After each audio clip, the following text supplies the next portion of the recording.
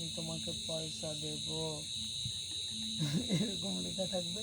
এখান থেকে পয়সা ঝরে ঝরে পড়বে, মাথাটা টাক, ঠিক আছে, পোর্ট্রেটের মাথায় টাক,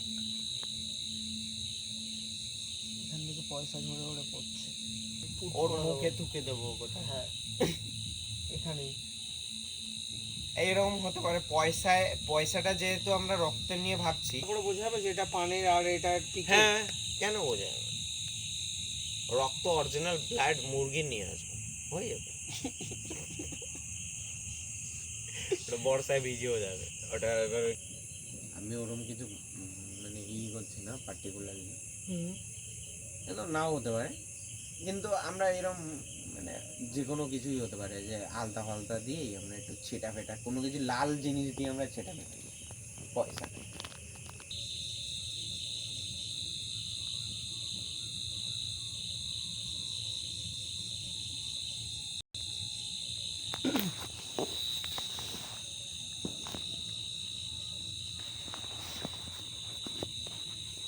ঠিক আছে, চাকাটায় তো এটা ধর এরকম ঘড়ির কাটার মতো চিহ্ন, যেটা দেখতে অনেকটা টায়ারের ইয়ের মতো লাগবে।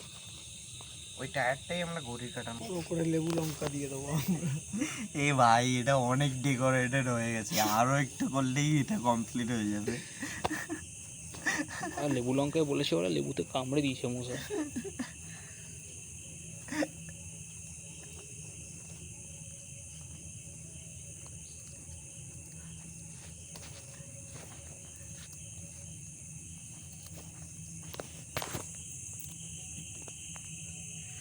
তাহলে কি ল্যান্ড লোভারটা এরকম করে আঁকবো?